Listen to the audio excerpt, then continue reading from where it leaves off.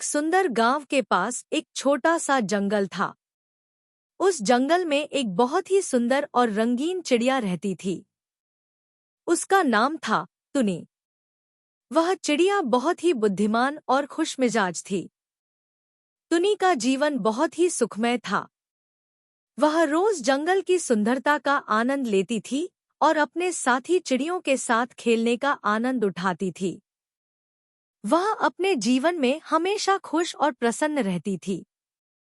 एक दिन जब टुनी जंगल में उड़ रही थी, तभी उसने देखा कि उसके पास एक और चिड़िया बहुत ही उदास बैठी है।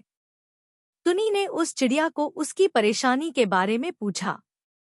उस चिड़िया ने कहा, मैं अपने जीवन से निराश हूँ।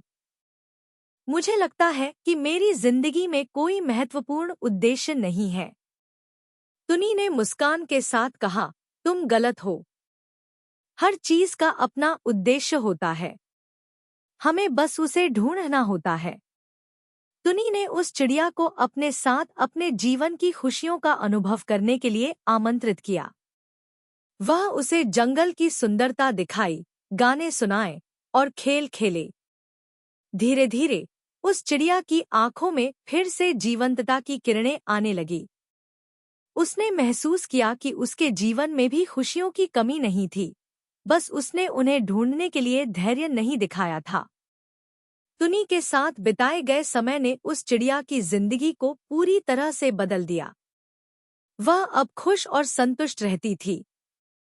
धीरे धीरे टुनी और उस चिड़िया के बीच अच्छी दोस्ती हो गई। वे साथ में उड़ते, खेलते और जीवन के हर पल का आनंद लेते।